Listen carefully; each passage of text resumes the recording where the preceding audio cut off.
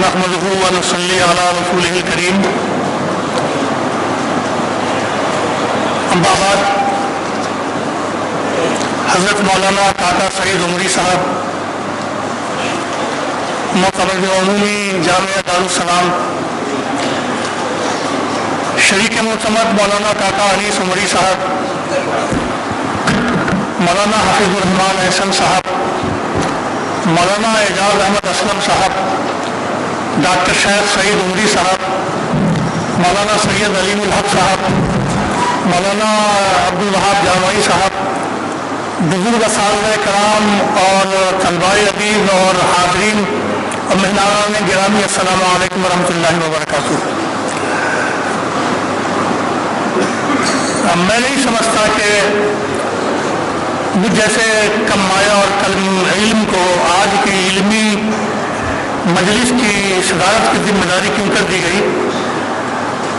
میں سراپا تشکر و امتنان بھی ہوں اور صرف اتنا کہہ سکتا ہوں کہ وَحِبِّ الصَّالِحِينَ وَلَسْتُ مِنْهُمْ لَعَلَّ اللَّهَ يَرْزُقُنِي صَلَاحًا۔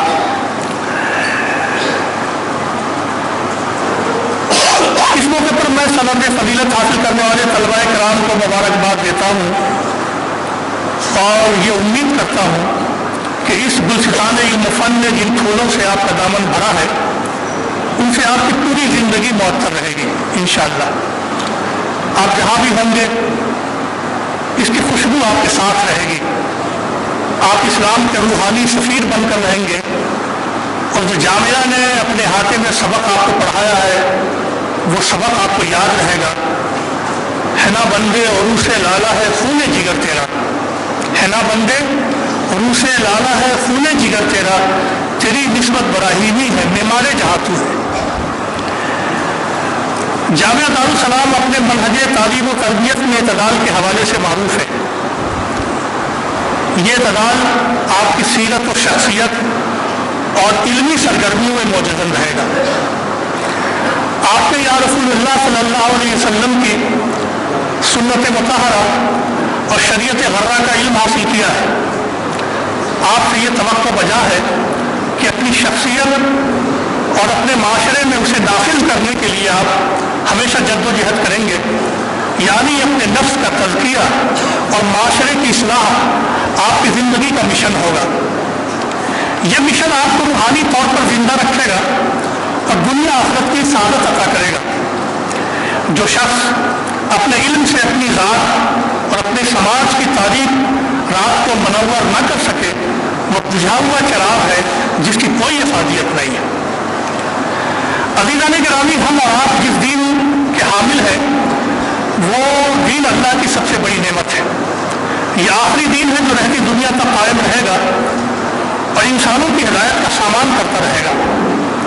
اسلام کے علاوہ جتنے مذاہب دنیا میں پائے جاتے ہیں وہ یا تو خود ساختہ ہے، انسانوں کے اپنے ذہن کی پیداوار ہے، ان کی کوئی آسمانی سند نہیں ہے، یا وہ مذاہب ہے جو آغاز کے اعتبار سے تو آسمانی ہے مگر آج وہ محرف، منسوخ اور ازکار رفتہ ہے۔ ان آسمانی مذاہب کی اصلی اور جوہری تعلیمات کا خلاصہ قرآن کریم ہے جو آسمانی ہدایت کا مکمل اور محفوظ دستاویز ہے۔ اس کے بارے میں اللہ تبارک و تعالیٰ نے فرمایا ہے لا یأتیہ الباطل من بین یدیہ ولا من خلفہ تنزیل من حکیم حمید۔ باطل نہ اس کے آگے سے دخل دے سکتا ہے نہ اس کے پیچھے سے، یہ حکمت والے فقودہ صفات کی طرف سے نازل کی ہوئی کتاب۔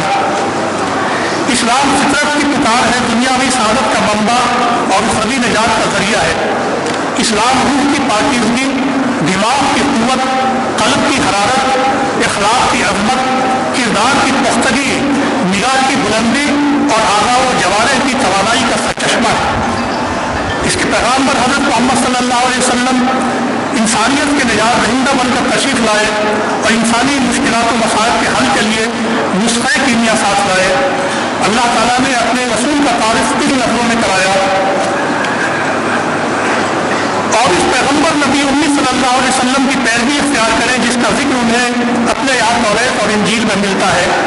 وہ انہیں نیکی کا حکم دیتا ہے، بدی سے روکتا ہے، ان کے لیے پاک چیزیں حلال اور ناپاک چیزیں حرام کرتا ہے اور ان پر लदे हुए थे और वो बंदिशें कौन सा है जिन लोग जकड़े हुए थे।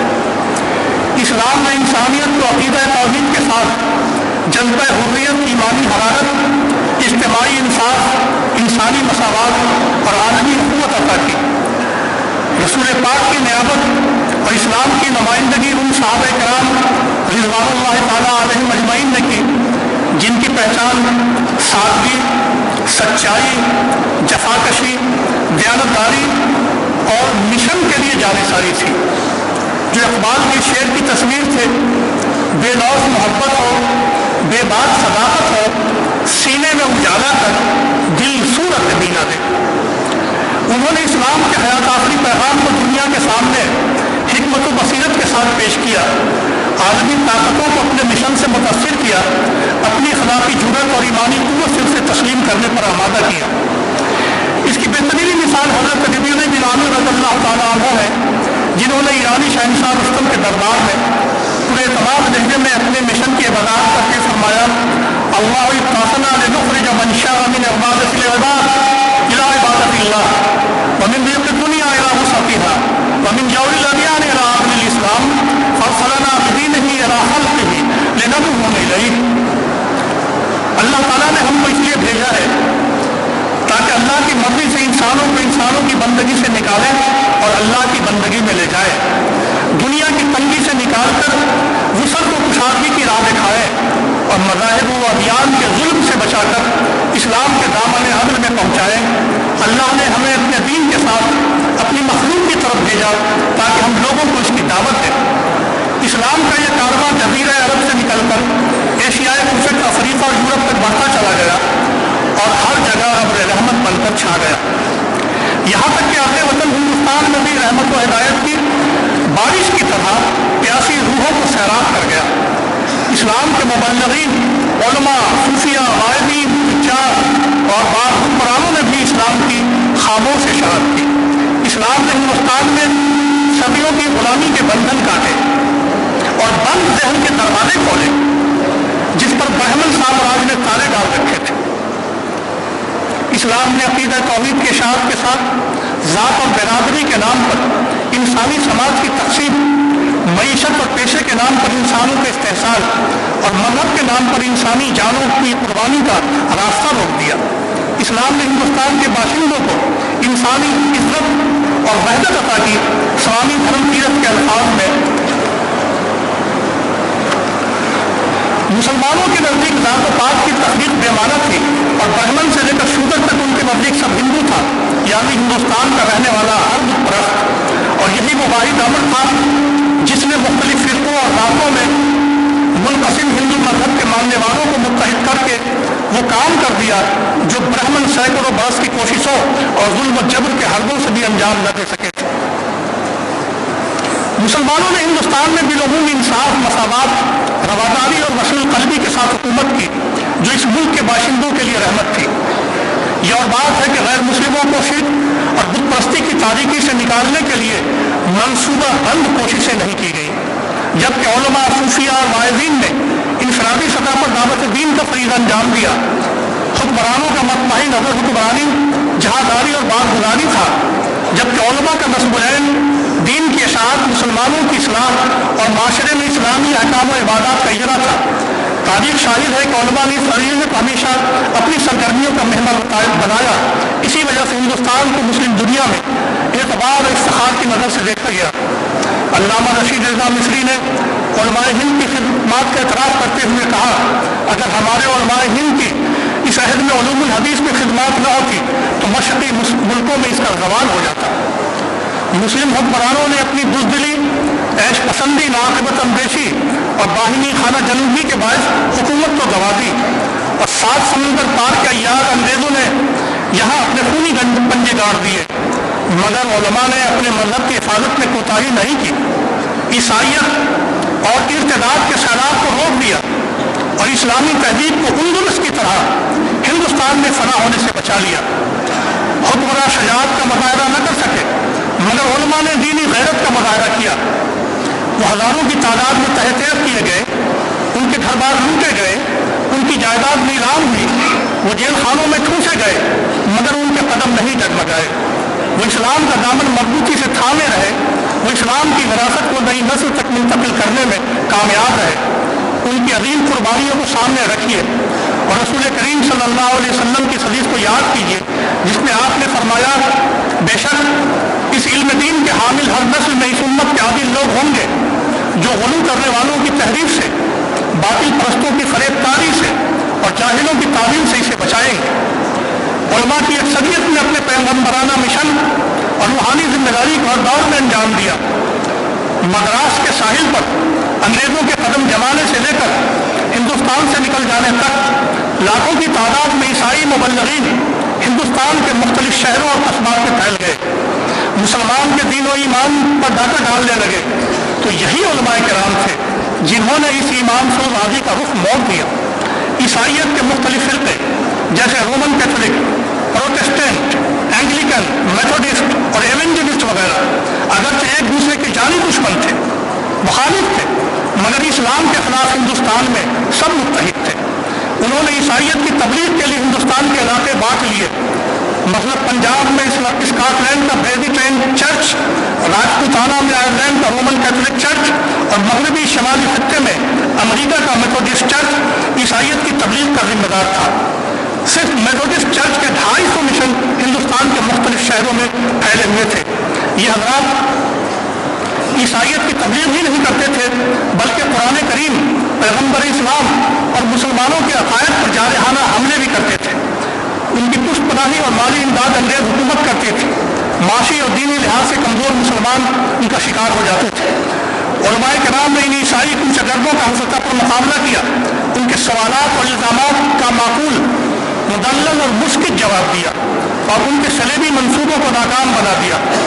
जिन उलमा ने यह कारनामा अंजाम दिया उनमें मौलाना रहमतुल्लाह कैरानवी, डॉक्टर वजीर खां, मौलाना आले हसन, मौलाना अहमदुल्लाह मद्रासी, मौलाना मंजूर नाज़रून देलवी, मौलाना कासिम नानोतवी, मौलाना अब्दुल हक हक्कानी, मौलाना सनाउल्लाह अमृतसरी, काली सलमान मंसूर, सुलेमान मंसूर पूरी, मौलाना अब्दुल वहाब बेलूरी के नाम काबिल ज़िक्र हैं। नई नस्ल इन बुजुर्गों के कारनामों पर बजा तौर पर फख्र कर सकती है और कह सकती है, उलाई का आबाई जेनी में मिसलिहिम इज़ा जमाअतना या जरीर बजानो, ये हमारे आबा व अजदाद है, ए जरीर मार्के में जब हम जमा हो तो इनकी मिसाल पेश करके दिखाओ। अंग्रेजों ने इक़्तिदार मुसलमानों से छीना था, उनको मुसलमानों से हरदम बगावत का अंदेशा था।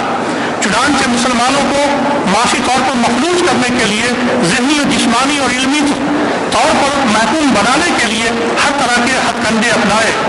लोग किशोर कत्ल गारतगिरी से लेकर निज़ाम क़ज़ा और निज़ाम तालीम की तब्दीली तक हर मुमकिन तरीके से मुसलमानों को उनके दीनी सकाफती वर्षे से महरूम करने की कोशिश की।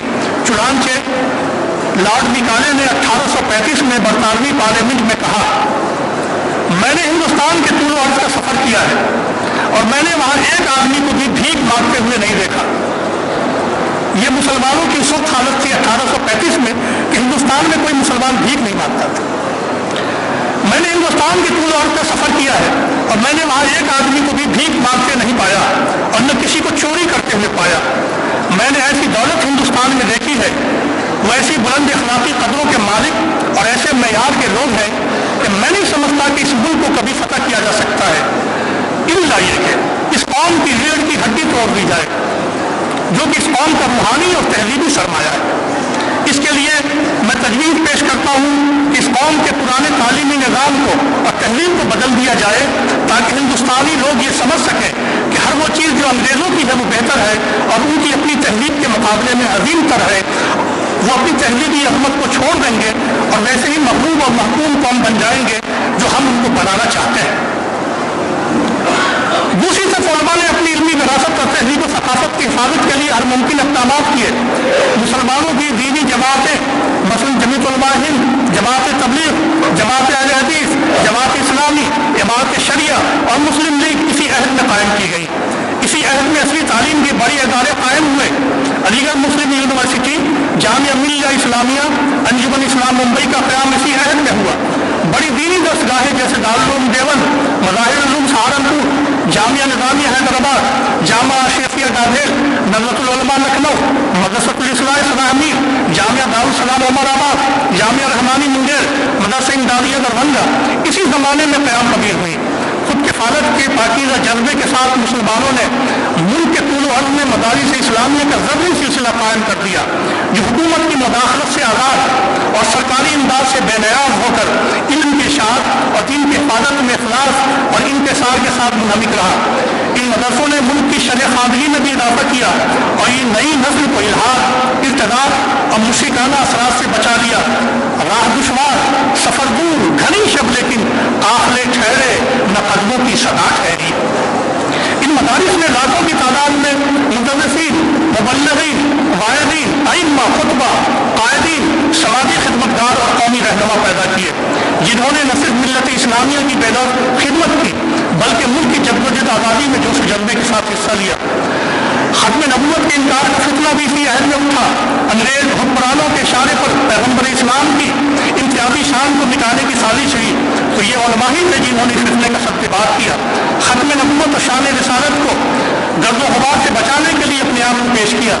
बानी नज़्म मौलाना मोहम्मद अली मुंगेरी, अल्लामा अनवर शाह कश्मीरी, मौलाना ताल्ला शाह बुखारी, मौलाना सैयद अबुल आला मौलवी, मौलाना हबीबुर रहमान लुधियानवी और इन जैसे बहुत से उलमाए किराम हैं जिसने इस कादियानी फितने का कामयाबी के साथ मुकाबला किया।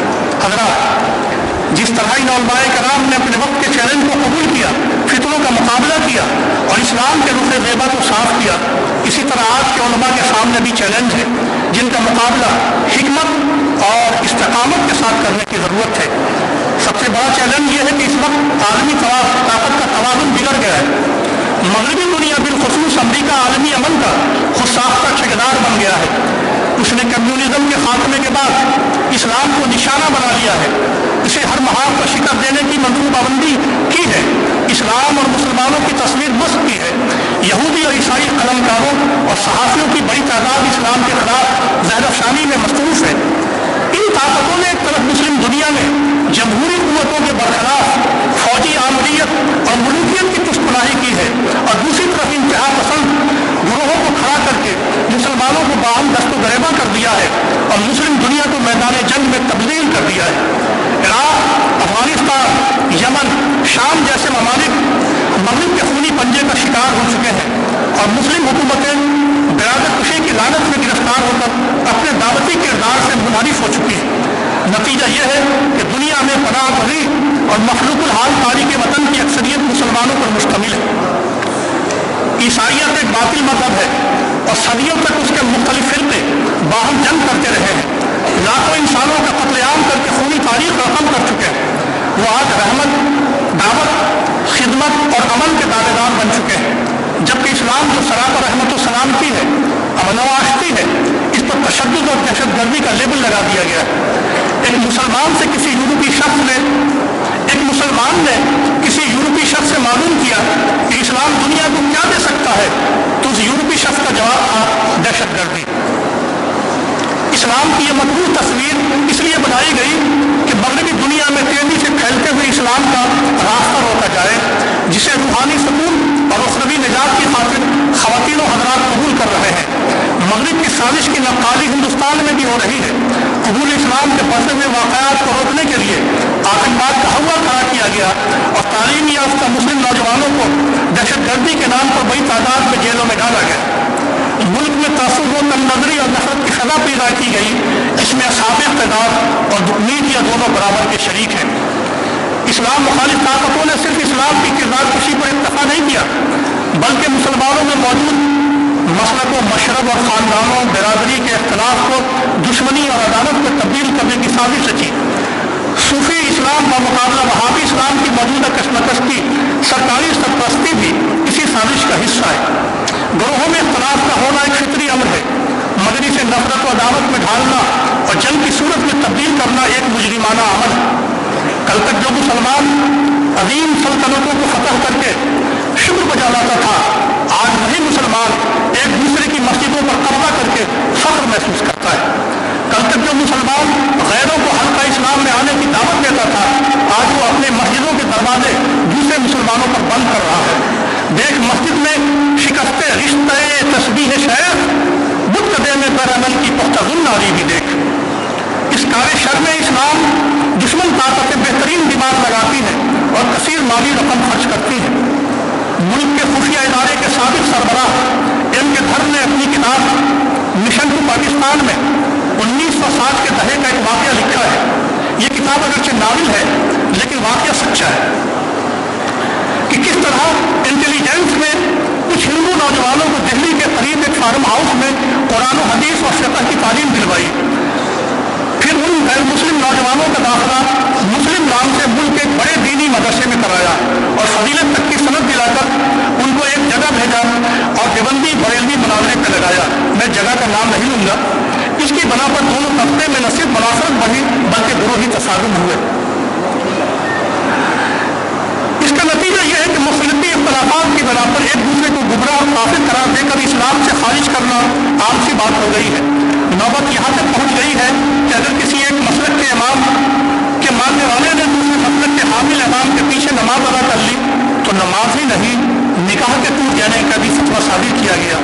بے گناہ بوڑھے مرد اور بوڑھی عورتوں کا دوبارہ نکاح پڑھایا گیا اور نکاح خانی کے نذرانے وصول کیے گئے۔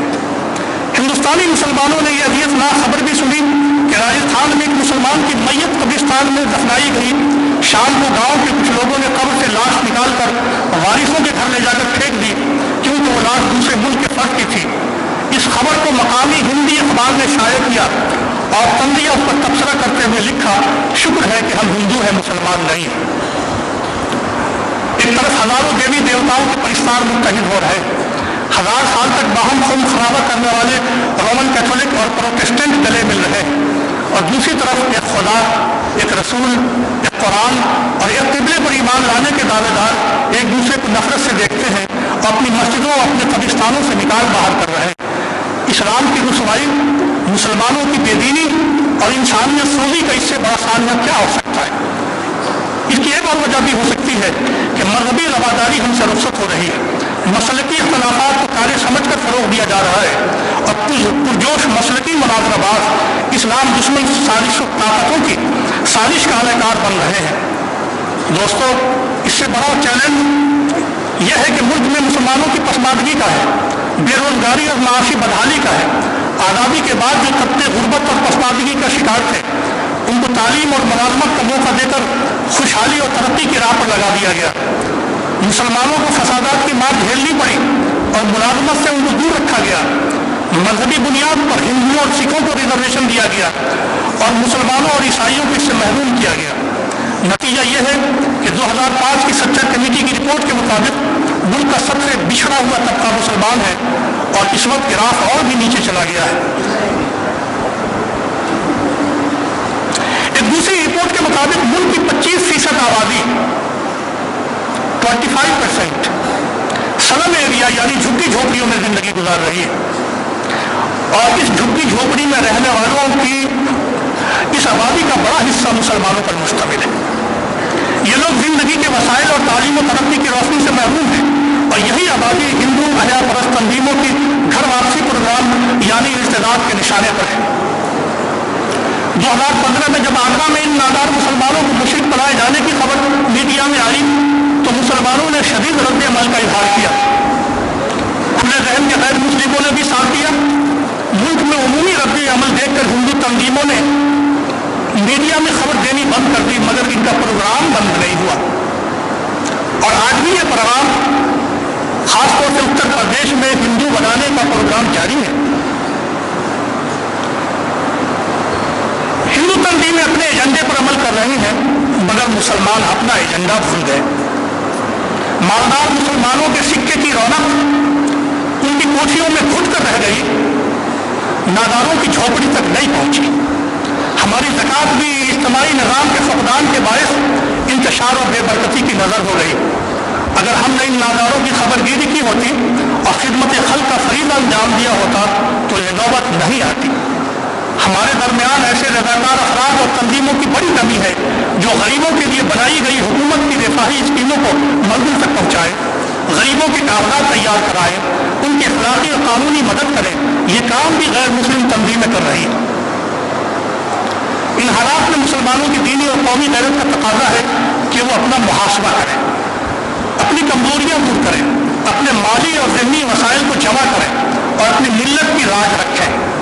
وہ وحدت، دعوت اور خدمت کے سہ نکاتی فارمولے کو اپنا ایجنڈا بنائیں اور یکسوئی کے ساتھ اس پر عمل پیرا ہو جائیں۔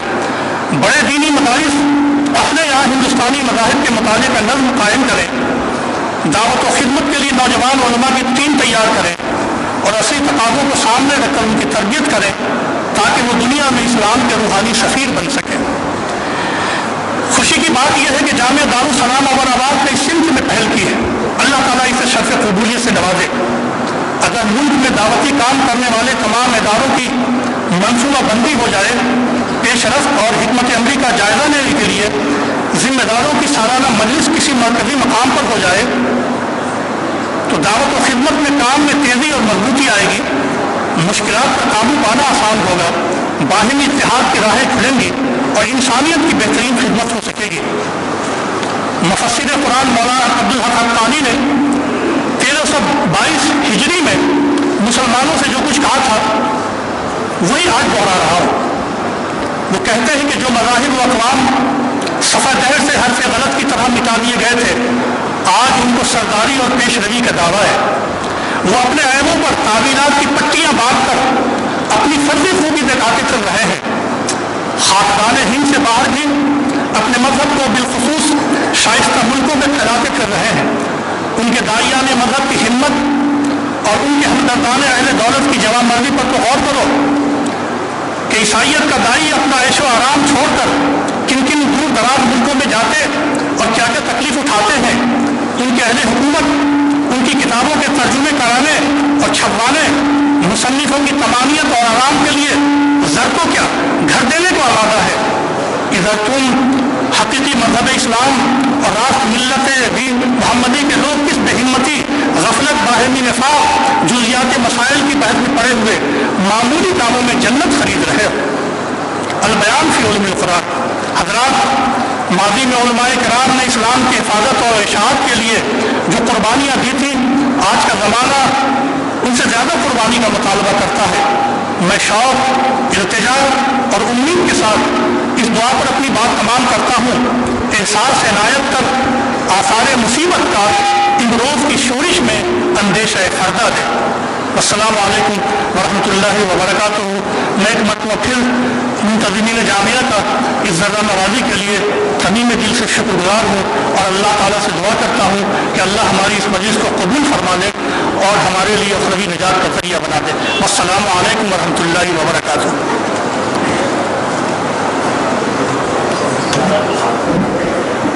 شکراً، جزاکم اللہ۔